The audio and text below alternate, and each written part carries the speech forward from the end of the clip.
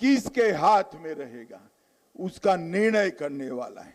मित्रों, एक और राहुल बाबा के नेतृत्व में कांग्रेस पार्टी है।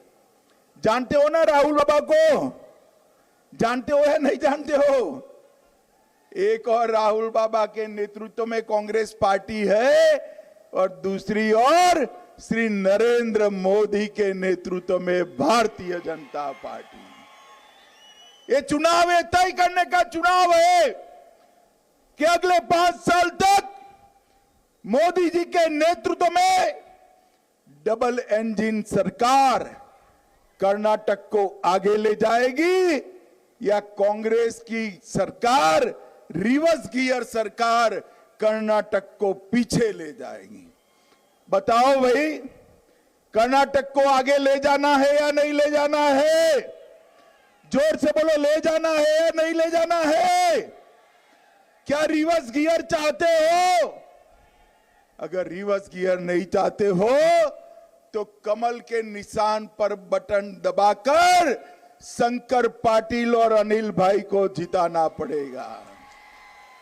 माताओं, भाइयों, बहनों, ये रिवर्स गियर सरकार ना युवाओं का भला कर सकती है, ना दलितों का कर सकती है, ना किसानों का भला कर सकती है।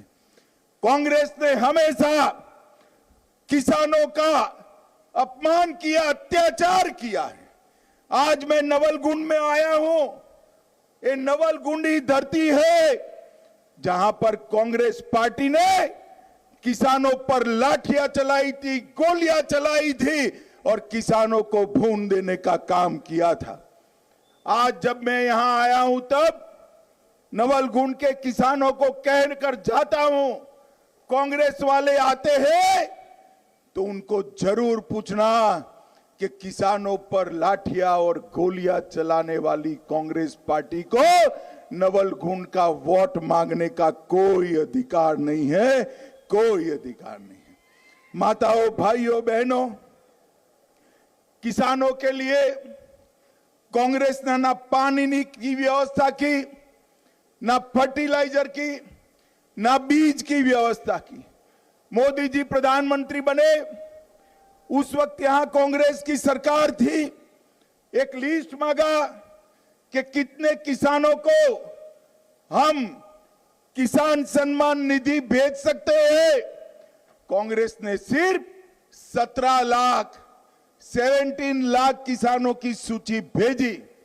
जब भाजपा की सरकार आई, किसान नेता येदियुरप्पा जी जब मुख्यमंत्री बने और मोदी जी ने फिर से लिस्ट मांगा, येदियुरप्पा जी ने 54 लाख किसानों का लिस्ट भेजा और आज 54 लाख किसानों को हर साल 10,000 रुपया उनके बैंक अकाउंट में जमा करने का काम होता है और 15,000 करोड़ रुपया नरेंद्र मोदी जी ने किसानों के बैंक अकाउंट में भेजने का काम किया है। मित्रों, जब जब येदियुरप्पा जी मुख्यमंत्री बने, किसानों के लिए ढेर सारे काम किए। येदियुरप्पा जी ही थे जिन्होंने किसानों के लिए पूरे देश में अलग किसान बजट रखने की शुरुआत हमारे येदियुरप्पा जी ने की थी। और एक कृषि बजट की परंपरा जो भारतीय जनता पार्टी ने शुरू की, उसने किसानों के विकास के अंदर बहुत बड़ी भूमिका की है। मित्रों, कांग्रेस की तीनों जगह सरकारें थी। केंद्र में भी थी, कर्नाटक में भी थी और गोवा में भी थी। मुझे बताओ भाई, महंगाई का मुद्दा कांग्रेस रिजॉल्व कर पाई क्या? कर पाई?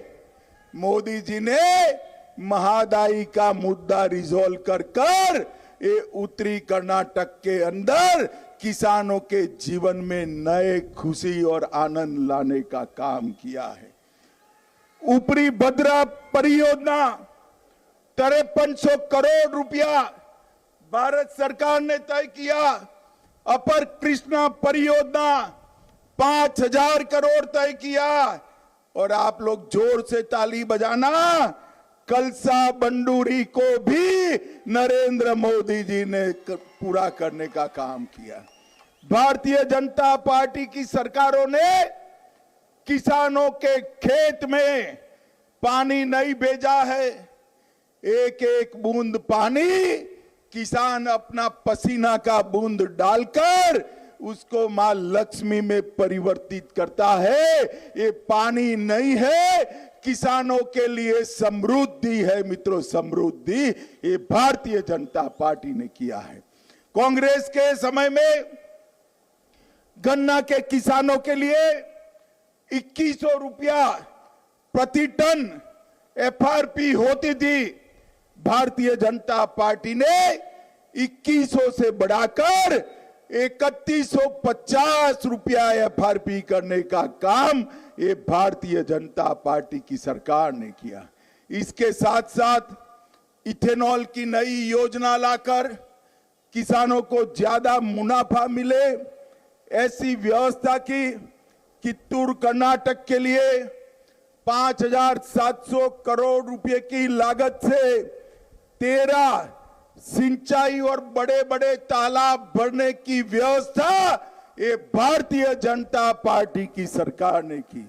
और फर्टिलाइजर का मूल्य बढ़ने के बावजूद 140% सब्सिडी बढ़ाई, परंतु किसान को फर्टिलाइजर महंगा नहीं दिया। ये काम भारतीय जनता पार्टी की सरकार ने किया है।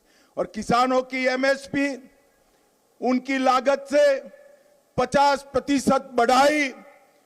कपास के अंदर 41% एमएसपी की वृद्धि हुई, ज्वार के अंदर 65% हुई और इसके साथ साथ औसत एमएसपी में 36% की बढ़ोतरी ये भारतीय जनता पार्टी की नरेंद्र मोदी सरकार ने की है। हमारे कर्नाटक के किसान रागी बोते हैं, रागी। ये कांग्रेस वालों ने कभी 70 साल में रागी को एमएसपी से नहीं खरीदा था। येदियुरप्पा जी और मुंबई ने रागी को किसानों को एमएसपी से खरीदकर किसानों को समृद्ध बनाने का काम येदियुरप्पा जी और हमारे बसवराज मुंबई ने किया है। मित्रों, ये कांग्रेस पार्टी के पास मुद्दे समाप्त हो गए। विगत 9 साल से इस देश के प्रधानमंत्री नरेंद्र मोदी जी देश का सम्मान दुनिया में बढ़ाया है, भारत को समृद्ध करने का काम किया है, भारत के इंफ्रास्ट्रक्चर को मजबूत बनाया है, भारत की सीमाओं को सुरक्षित किया है।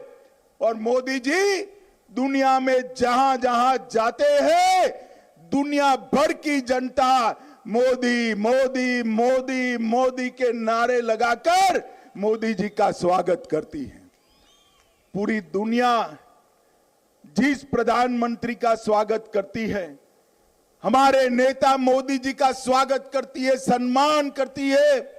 एक कांग्रेस के अध्यक्ष खड़गे जी उनको कहते हैं कि विसेला सांप जैसे हैं। माताओं, भाइयों, बहनों, मैं आपको पूछने आया हूं, मोदी जी की तुलना सांप से करने वाली कांग्रेस पार्टी को चुनाव में जिता सकते हैं क्या? बताइए, जिता सकते हैं? कभी ये कांग्रेस पार्टी नारे लगाती है, कांग्रेस तेरी कब्र खुदेगी।